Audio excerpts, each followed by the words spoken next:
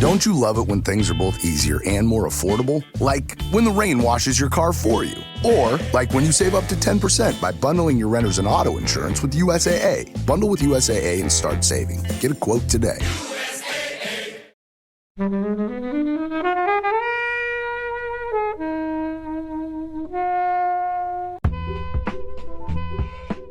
You are in for a treat. It's one of those films that once you immerse yourself in, I have to give a special recommendation to Johnny Greenwood and his score and the cinematography as well. The whole cast is fantastic. If you loved Jane Campion and you commit yourself to it being a slow burn and you take it in, the reward you get out of it is justified. It just changes direction completely and it just catches everybody by surprise. When I walked out of the cinema, I was just like, holy crap, that just blew my mind completely. That's Jane Campion for you. Hey everybody, welcome to this episode of Flixwatcher podcast. Today we are joined by Kelechi. Hey, how's it going? Katie. Hello. And Helen. Hello. And we're going to be talking about the power of the dog. Thank you as always to the mighty people for the mighty tunes, and thanks to Ben from Rockwood Audio for his awesome editing skills. Please do remember to write a review and rate us on Apple Podcasts and anywhere you can do where you listen to the podcast, because it really does help us. And you can join in the conversation with us on Twitter at FlixWatcherPod and on Instagram at Flixwatcher. Hello film fans, welcome to Flixwatcher podcast. Joining us remotely today we have Katie and Kelechi. If you could please say hello to our listeners and tell them a little bit more about who you are and what you do, please. My name is Kelechi and I'm a film critic, and it's great to be here to talk about Power of the Dog. Hi, I'm Kodi Smit-McPhee. I'm a London-based film critic as well, and I write for a number of sites as well as the reviews editor for Flickfeast. Kelechi, where can we read your words? So I write for several different outlets. So one is my own personal blog, which is Confessions from a Geek Mind. And I also write for Film Stories, Jump Cut Online, VultureHound, VultureHound Magazine, and Set the Tape. Tell us about Confessions of a Geek Mind. That blog started back in 2013. I was encouraged by a friend of mine to start writing about films because they said I was very knowledgeable, and I was just like, who's gonna read my thoughts and so forth. And one day, had the flu and through that I just said, you know what, I'm bored, I'm sick, maybe I should start a blog. And since 2013 it's just carried on, and lo and behold, people have been reading it. And I found some really amazing substance out of it, which is, it's always great when you hear positive feedback. And that's just opened the doors to different, outlets and opportunities to the point where I am today. So it's a journey, and I'm very appreciative about how that journey started. So start a blog, kids. That's what you need to do. I started a blog like 2008. Wasn't kept up that much, but it's still like really informative to what I do now, and making websites and doing digital marketing and stuff like that, and hey, this podcast and stuff, because it was about film and TV and all that kind of stuff. So if you've got any outlet creatively, try starting a blog. Katie, do you have a blog? I do, actually. That's how I started film writing as well. I was nearing 30. I wasn't sure what to do. I was in a job that I didn't find fulfilling, so I was in between jobs and I started writing about films because, I had something to pass the time, and it just started to develop into something I was becoming a lot more serious and passionate about. Mm-hmm. And then from there, it led me to network with different sites, and not only in the UK, but overseas as well. And that made me, taught me a lot more about film writing as well. And then it also introduced me to other journalists and other sites to the point where I am now. So yeah, I'm not only the reviews editor for Flickfeast, but I've written for Film Stories like Kelechi and Godzilla, Movie Marker, New Scientist magazine. New Scientist? Yeah, New Scientist. They have a culture section and do film reviews. So I've reviewed a number of documentaries for them. Nice. And as well as a number of podcasts, which includes the Empire podcast. Yeah, well, I heard you on the most recent episode as this is recorded. So, and that's where I first heard your name and thought, oh, she sounds interesting. Kodi Smit-McPhee. Well, welcome, guys. We're going to be talking today about the power of the dog. Katie, this was your choice. Yes, it was. First of all, why? And then tell us what it's about. And when we get to what it's about, we got 1 minute or less, and I'll bring up the countdown timer to go through your synopsis. Okay. Well, first, I brought this up because I first watched it at London Film Festival earlier this year, and it was one of the standout films of the selection, in my opinion. Film is based on the film is based on the eponymous novel by Tom Savage, and is directed by Palme d'Or winner Jane Campion. Stars an ensemble cast with Benedict Cumberbatch, Jesse Plemons, Kirsten Dunst, and Kodi Smit-McPhee, and it's based about two rancher brothers in Montana, Phil and George Burbank. Phil is quite a volatile character, and he is a bit domineering. So when George falls in love and marries Rose, who is played by Kirsten Dunst, and she moves into their home, he's very antagonistic towards her, to the point where there's just an unfathomable tension that drives the film to a very surprising and unexpected climax. Nice. So you know about it before. Oh, hold on, there's a timer. Okay. Damn it. Obviously, LFF is great. Film festivals are great fun because you just go in there and you think, well, I'm going to sit down and watch a load of films. How much were you looking forward to this beforehand? And how much how much were you reading into the hype? Or were you just thinking, Jane Campion, new film, go? And then you're in the zone. Before it was shown at LFF, there was a lot of hype behind it because it was Jane Campion, and it had this really great cast, and that had, Benedict Cumberbatch is just becoming this humongous star from Sherlock, and you got Jesse Plemons and Kirsten Dunst, who's returned to the big screen, and especially as I was growing, I've been growing up with her. She's been in movies since I was young. So to see her now, it's just to have this kind of performance is quite great to watch as well. And then you have Kodi Smit-McPhee, who, people know him from the X-Men movies as quite an underrated character, but here he actually shines on his own, matches the caliber of his fellow castmates. Kelechi, did you know about it before you watched it the first time? I guess I'm also potentially very jealous here because you guys saw it in the cinema, and this is going to lean into my small screen score, but go on. Yeah, I just knew it was a Jane Campion film that was coming out. So I sort of missed the hype. And that's kind of always a good thing because you can just walk into the cinema and just kind of be blind to the noise and just sit back and watch it. I've been a fan of Jane Campion for a while. So not only from the piano, but from actually a TV series that she also did for the BBC called Top of the Lake.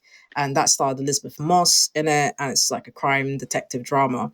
And what she does in The Power of the Dog, which is very symptomatic of all of her work, is that slow build drama.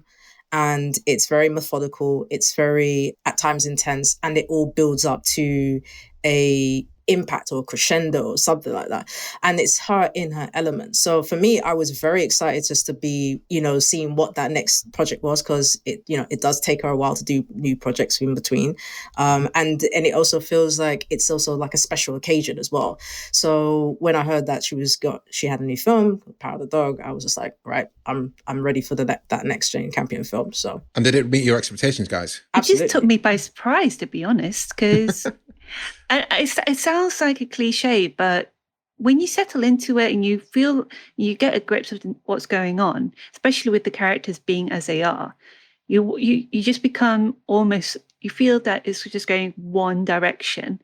And it's a direction that you have to adjust yourself to become comfortable with because it's so unsettling. But then it just changes direction completely and it just catches everybody by surprise. When I walked out of the cinema, I was just like, holy crap, that was just blew my mind completely. That's Jane Campion for you. I have to say it unceremoniously. But as Katie said, it is how the story shifts, because one minute you are watching a film about two brothers and you think, okay, maybe this is what the film's about. Then once Jesse Plemons' character, who plays George, takes an interest in Kirsten Dunst's character with Rose, it becomes almost like a film about jealousy, about a brother trapped in the past and recognizing that his other brother is basically moving on with his life and also moving up in the social circles. And then it shifts again, and you kind of almost sit in there thinking, okay, where's this film going? Like there's almost like 3 different films, but it's not something, it's like almost like a whiplash. It's very gentle, it's very subtle. And the way it each transitions, I'm not going to spoil the end because that is the money shot. We can spoil the end. You can spoil this. You can give spoilers. I can spoil? Okay. Yeah. So the fact that it shifts into basically an episode of How to Get Away with Murder, like I half expected, Annalise Keating to just rock up in the high heels and like just walk into the scene, because it is a devastating impact what happens, and it just shows you the level of character building. It shows a level of intricacy in the whole film, and that is led superbly by Benedict Cumberbatch. Helen, what were your thoughts on The Power of the Dog? So also a big Campion fan. I think The Piano was probably like the first film by a female director that I ever saw. You could have said Campion Champion. Anyway, I'll just leave that with you. Missed that one, didn't I? You can have that one. You can have that one. It just felt different watching that. So sadly did not get to see this in the cinema or at any film festival, and had absolutely no idea it was coming to Netflix so soon until you picked it. And when we got the choices through, very, very, very excited. And I think it probably surpassed my expectations. I think that sometimes her films can be quite brilliant, but have moments in that don't quite work, or there's some things that she kind of tries and don't quite land well.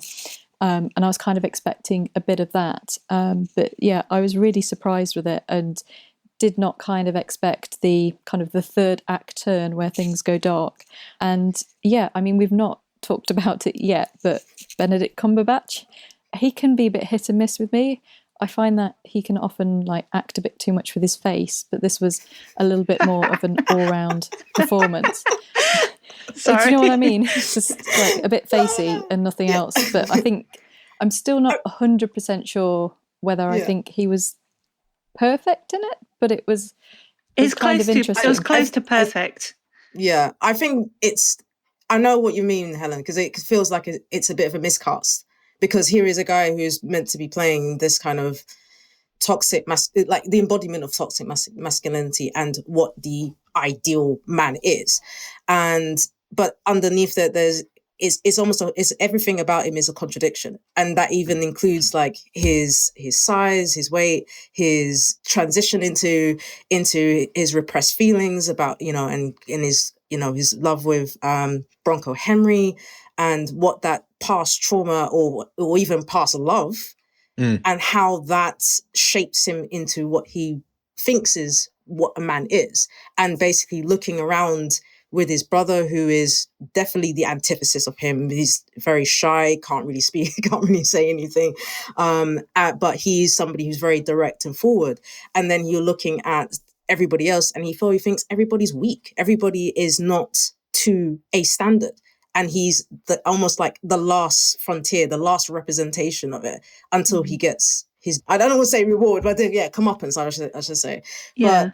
I mean, how much do you think of it is him projecting out because he knows he has his repressed feelings, or, the feelings he can't show in this quote unquote macho world? Well, but that's the thing about the film. It plays itself in 2 halves. One of the first half season could be a complete arsehole towards Rose. You're not sure why. You think it's because of jealousy, the fact that she in his eyes is taking George away from this male-dominated environment, and she doesn't fit in there.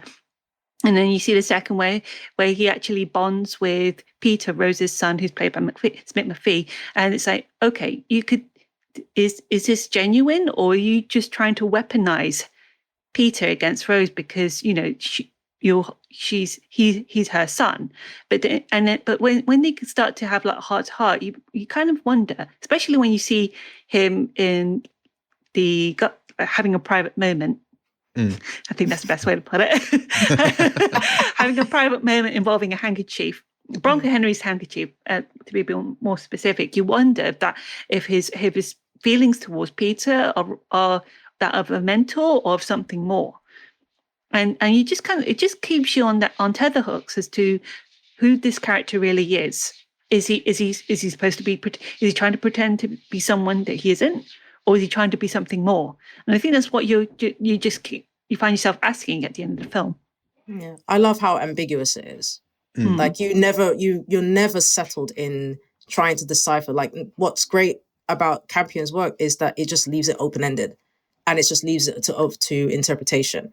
So with Cumberbatch, you have something that is very complex and very nuanced, as with all the characters that are there. But that is the great mystery about his performance, and that's why I think you probably rewatch it just to see if there's another secret revealed or something you missed the first time around. I think the rewatch will be interesting here because, as you said, the nuance and the different layers, how you peel back the onion behind Peter Burbank will be interesting because it's his relationship that he ends up having with Phil. Is it a latent romantic one? Is it like you say, is he trying to get one up on Rose and George? Is it one of like, oh, actually, I maybe need to just protect this guy because I see a kindred spirit here.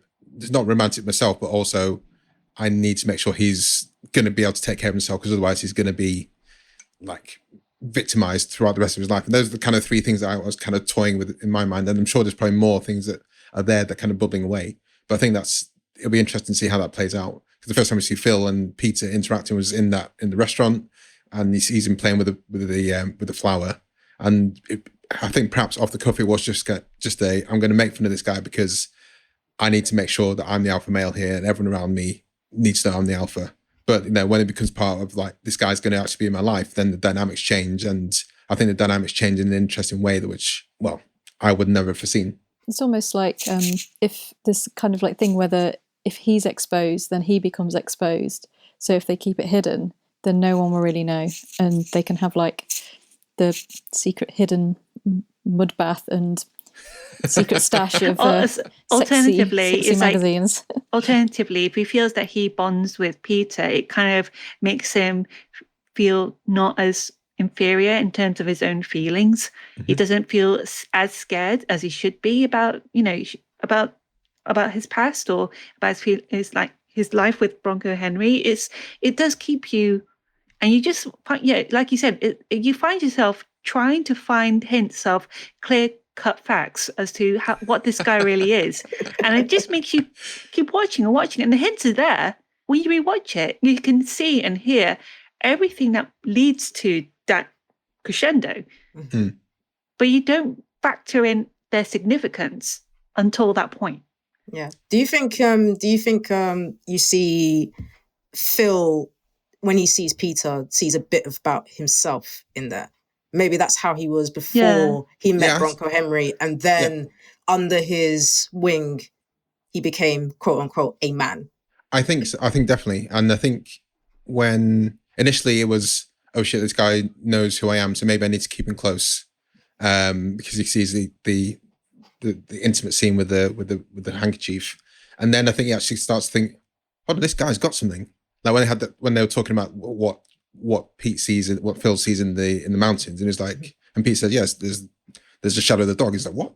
You saw that? What? You saw that? And I think that's when he starts thinking, there's something here about this kid that, there's something special here, and that's when I think he really does start to feel like, oh, I need to make this rope for him because there's an important like relationship here.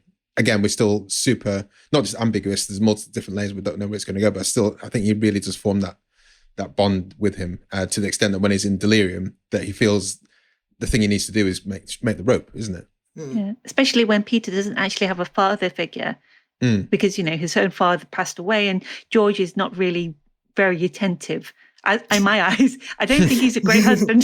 So. No, he's neglected. He's not even in the film most of the time. No, I was like, what kind of, he's missing half the film. He doesn't see that Rose is, suffering and descending into alcoholism, and he buys her a piano that she doesn't want to play.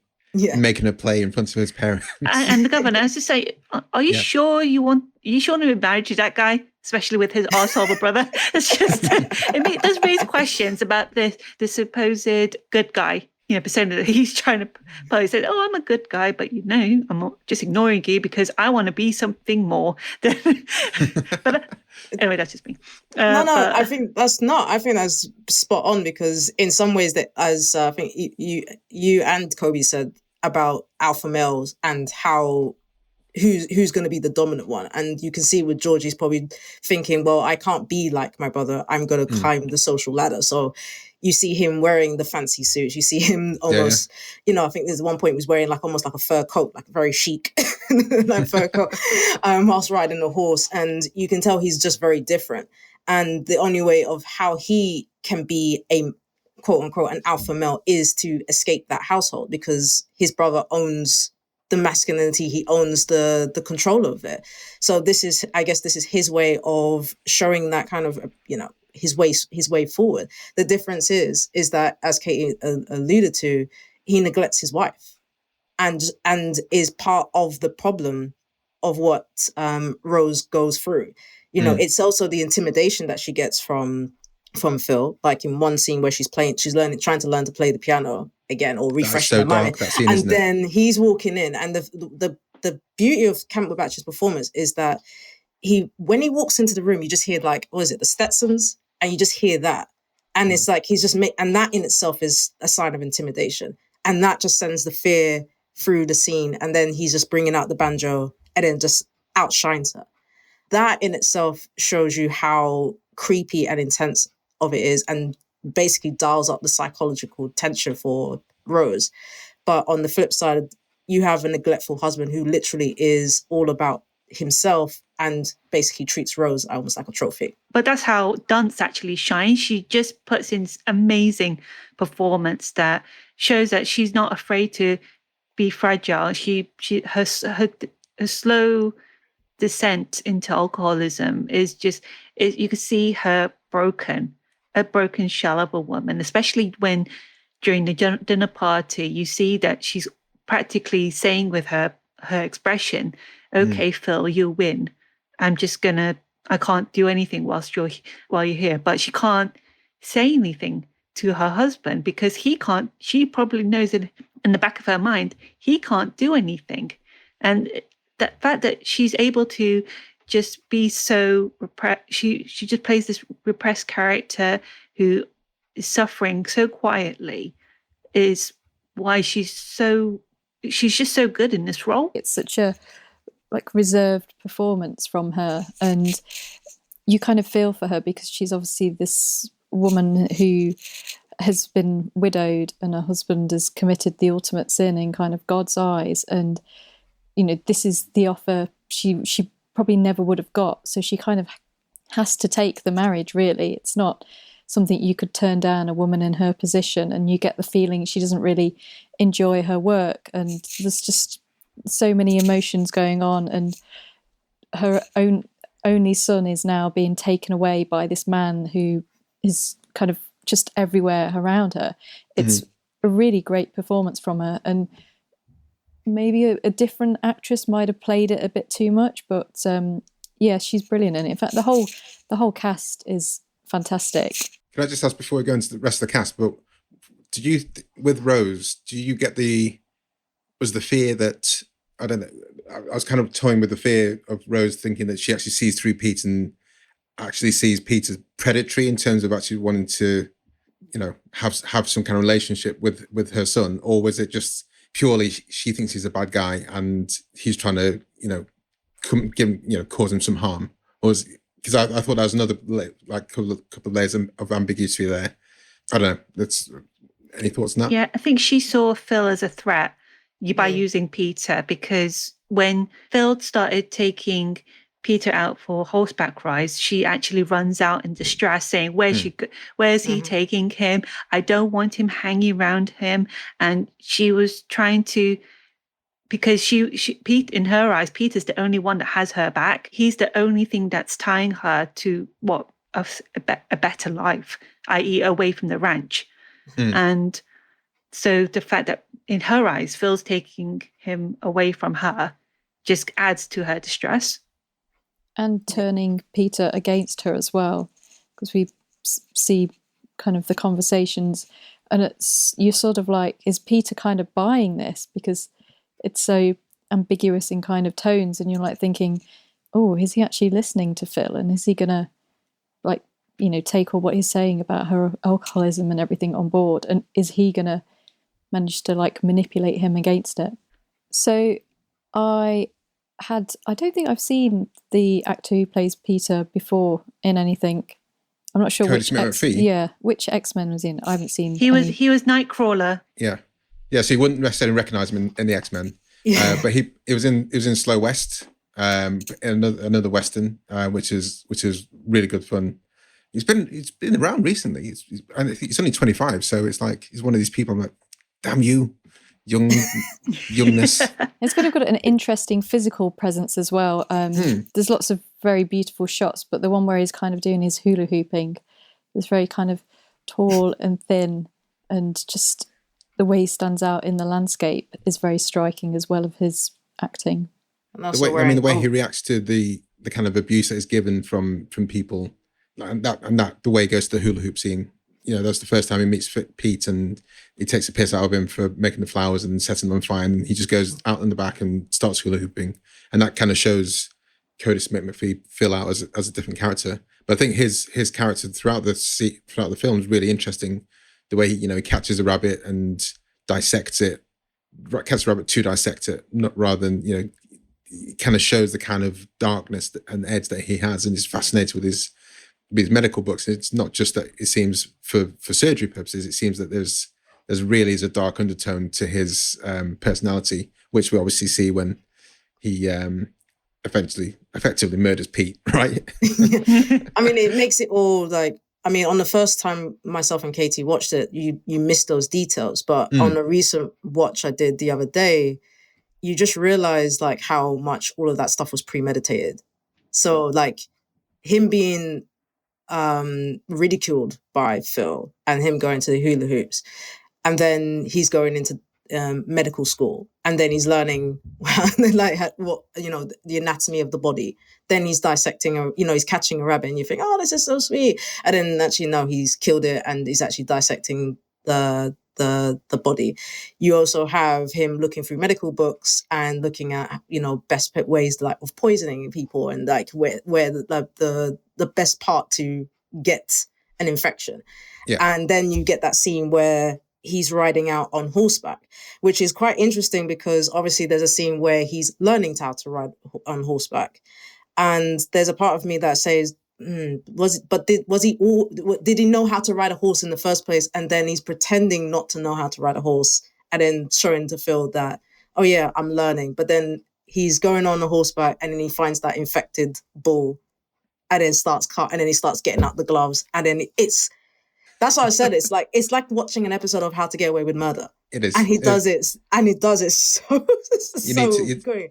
You need to piece it together. And one thing I really appreciated was that it wasn't like the usual suspects of like, oh my God, like the mug dropping, and it was like, he was Kaiser Soze all along. It was just, you have to leave and then think like you just did, Kelechi, and went, oh yeah, so that was the book. Oh right, yeah, the anthrax cowl, cut in the hand, right, okay, bullwhip, right, okay, yeah, he's like a genius. He's like a murdering genius. Guys, is there anything you want to say before we head to the scores? I want to say Thomasin McKenzie. She just pops in there. Very small part. She's like, hey. I think that when I saw it at LFF, I didn't realize that she was in it. So it was only because it was so in the background, and then it was only like maybe midway through the film, I was like, oh my God, that's Thomasin McKenzie. And it's really weird because obviously myself and Katie obviously saw her in Last Night in Soho. Yeah. So she was having a good year. That's the best way to explain it. She's a good run, good career so far for someone so young. I think it was her voice that pulled it out for me. It's like that sounds a bit weird. That's off you go, Thomasin. But she injects a nice little humor to it, like the way they play tennis. She was like, actually that was definitely out. She just kind of reminded people that there's not just men here. There is a female presence here, and there was a little bit of innocence towards when she sees Peter dissect the rabbit. It's like, holy hell, she did see I think she was probably the first person to see off the cuff that he has actually a darker side to him, but she didn't say anything either. So it just kind of preludes to the whole mystery of that part of the film. Okay, let's head to the scores, guys.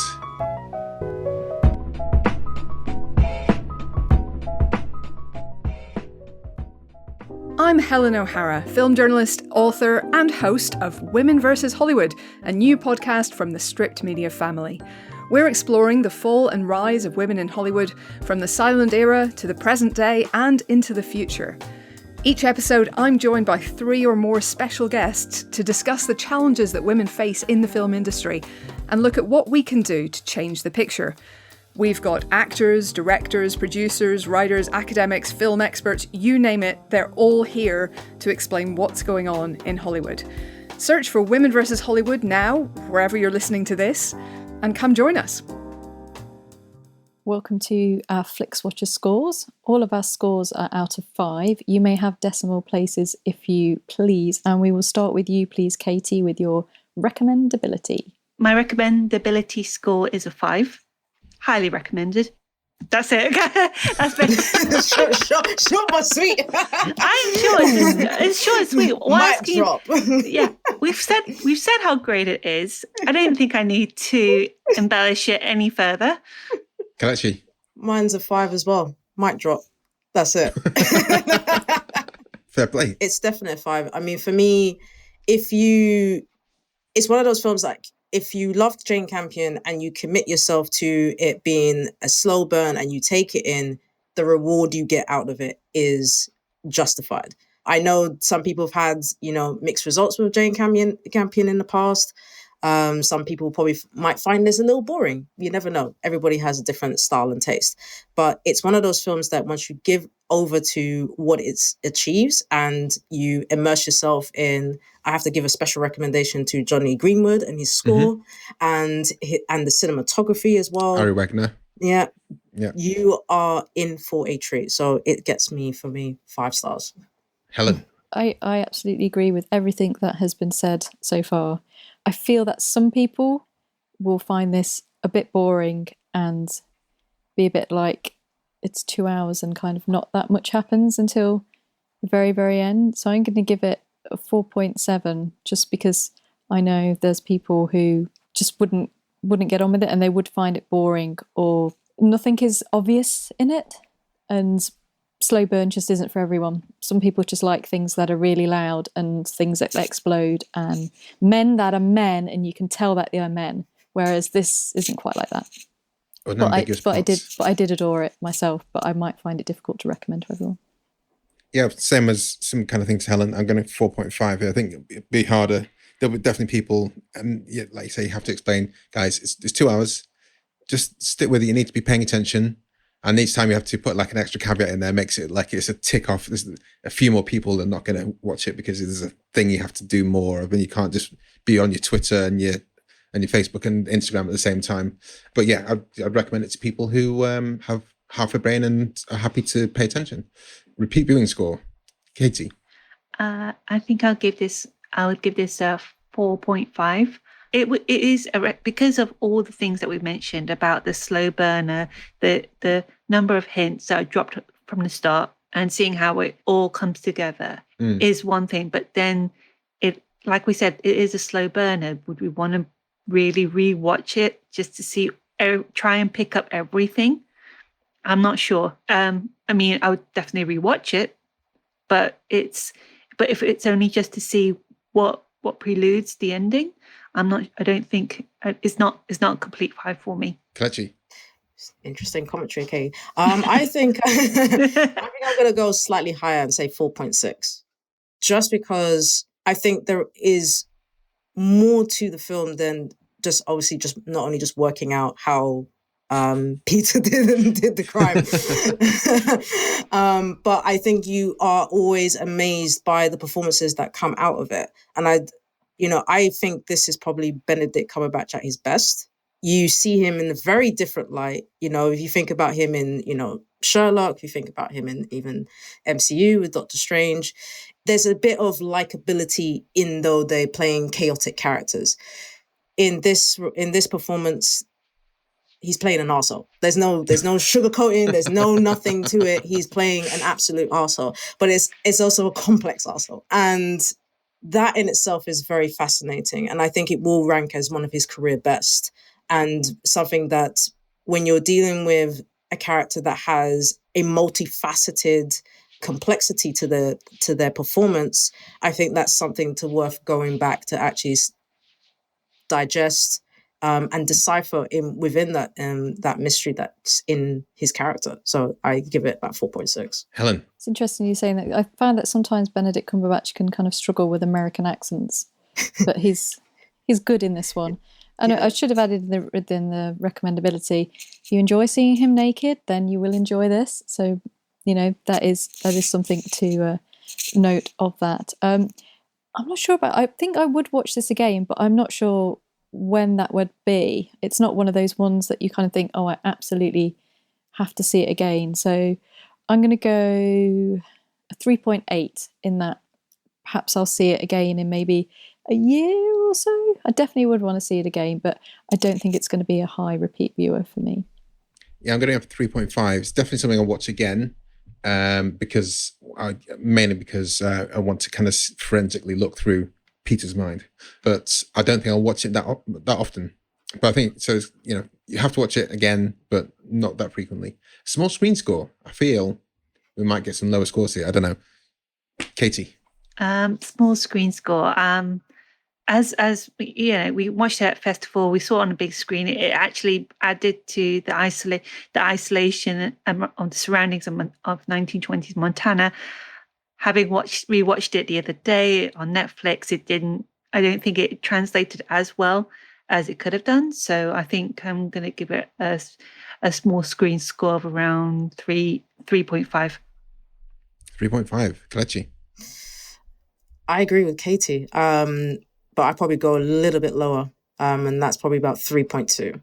It's not to say that it's bad in that respect. I think when you watch it on a cinema screen, I think you get quickly immersed into the slow burn.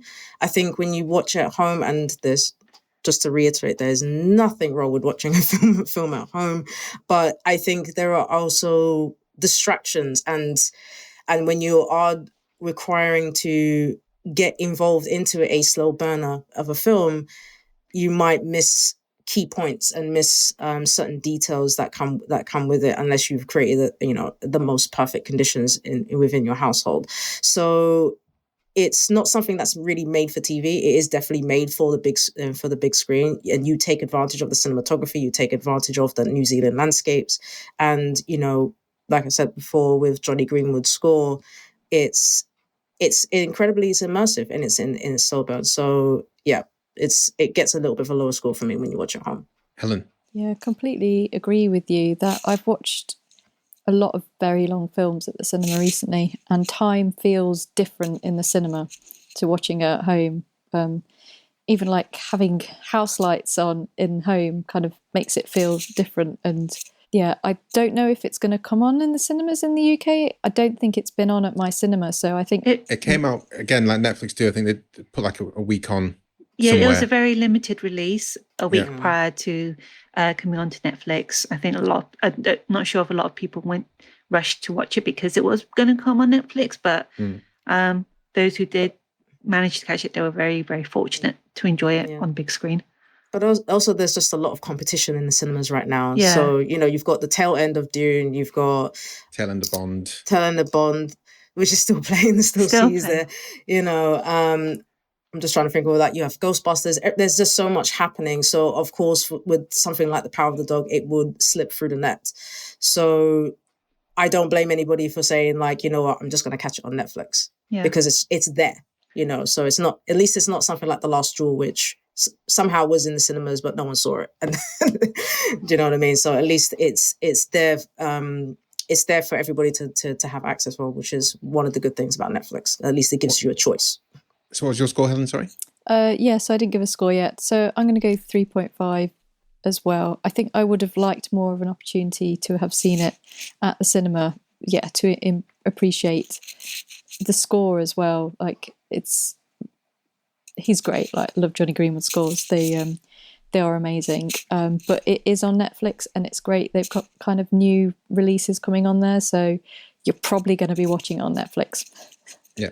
Yeah, I'm going to go for 3.5. Yeah, let's go for 3.5 as well. I think it would have been awesome to see this in cinema, but unfortunately, I don't think I would have done. I definitely would have seen this in the before times, before COVID, before Baby, in my kind of Sunday sessions or Saturday sessions where I would have seen 2 or 3 films in a row. And this would 100% be one of them. But yeah, unfortunately not to be this time. Engagement score, Katie. It is one of those up and down films because it does take a while to get into like the nitty gritty side of it. So I think my engagement score is around a 4, because once you realize that the plot is going in that really twisted direction, you kind of want to see what becomes of Phil, becomes of Rose, and as the film slowly evolves to include Peter in the mix, it's like, oh, okay, we're going to see where this is going. So yeah, definitely a 4. Kelechi. I'm going to go 4.2. I think it was one of those films that really is dependent on your mood and how you, as I said, mentioned before, how you take to it. If you are happy and you're in the right frame of mind, you don't mind watching on Netflix, and you have managed to just kind of zone out, then I think you will reap the benefits and you will be very engaged. But like with everything that's with Jane Campion, sometimes some people will say, it's a bit boring, and then they will just not really find it interesting at all. Even if you start to tease them like, oh, no, there's a good bit here, there's like that, but as you were saying, Kobe, there's a bit of caveats that go with that journey. But it just comes down to how you actually respond to it. So if you can give to it, then you will find yourself engaged. If you can't, then you're just going to find it boring. So for me, it's 4.2, but that's just because of me, because I find it engaging. That's decent. Yeah. Helen? I'm going to go a bit higher. I'm going to go 4.7. Did have to pause it a few times, but that was because dinner arrived and then toilet breaks, not mine. And then it was a slightly frustrated viewing in that way. Otherwise, it would have been 100%. So yeah. What did I say? 4.7. I was really engaged, and I just didn't really know where it was going. So I was very much like, I don't know where this is going. What's going to happen next? I can't miss anything, because there is a moment where you're like, what? Who? He's in the coffin? What? And I was very much like, what? He's dead? What? He was alive? How there was that moment. I was like, what? What did I miss? Did I just miss 10 minutes of the film somehow? Yeah. Yeah, I think I'm going 4.5. I think if I started this like in the future and wasn't up for it, then you need to dive out and come back later when you're more up for it, because you need to be engaged to be watching this film to get the most out of it. So I'm giving it a high score because you have to be, and you can't. I can imagine many people putting this on like half asleep and then getting to the end thinking, well, that was a pile of shit, wasn't it? So yeah, 4.5, and that gives an overall score of 4.16875, which is high, and it's a small screen score really that's let it down, quote unquote. Kate and Kelechi, can you sign off by letting everyone listening know where we can find you online, your Twitter accounts, your blogs, wherever we can hear you, and any podcasts you might be on? You can find me on Kodi Smit-McPhee on Twitter at Kodi Smit-McPhee, or you can find me on Flickfeast, Godzilla Preview Marker, or my own individual blog, Musings of Guitar Girl China.blog. Musings of Guitar Girl? Guitar Gal China. It was my old Twitter handle. It made sense at that time. That's how they work. They always do. They always do. The amount of facepalm Twitter handles, it was because of a thing. Just shut up. My Twitter was created 8 years ago, and it actually only made sense that I could actually change it now to something a bit easier to spell. So, well, no one could spell the guitar girl. No, because they put girl instead of gal. 2 different things. Kelechi, where can we find you online? Numerous places. I still have a separate Twitter account for my blog and so forth. So if you want to reach out to me personally, it's at Kelechi Ehenulo on Twitter. And if you want to reach out onto my blog, it is at Geek Mind UK, and that's available on Facebook, Twitter, and Instagram. Well, thank you very much, guys, and say goodbye to everyone listening. Thanks for coming on. Take care, guys. Bye. Bye. Enjoyed this episode of Flixwatcher podcast? Why not leave us a 5-star review on iTunes? You can also follow us at FlixWatcherPod on Twitter, and we're at FlixWatcher on Instagram. Thanks as always to the mighty people for their mighty tunes, and Ben from Rockwood Audio for his awesome editing skills. If you're looking to get your podcast edited as sweet as this, get in touch with Ben, and that's Rockwood, ROKK Wood Audio. Tell them Flixwatcher sent you.